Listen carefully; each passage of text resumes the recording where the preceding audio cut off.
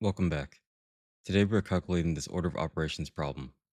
Open parentheses 9 divided by 3 times 4 divided by 3 close parentheses squared. Let's break it down step by step using PEMDAS so we don't fall into any common arithmetic traps. According to the order of operations, we must start inside the parentheses first. Inside the parentheses, we have division and multiplication.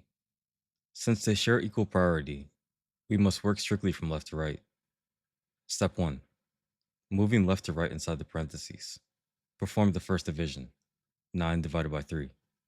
9 divided by 3 equals 3. Substituting 3 back into our expression leaves us with open parentheses 3 times 4 divided by 3 close parentheses to the second power. Step 2.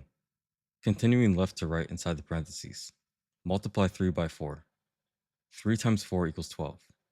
Now our expression inside the parentheses is 12 divided by 3 to the second power. Step 3.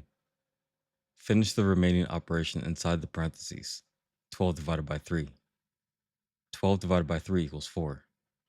The parentheses are now resolved, leaving us with 4 squared. Step 4. Finally, evaluate the exponent. 4 squared. 4 times 4 equals 16. So our true final answer is 16.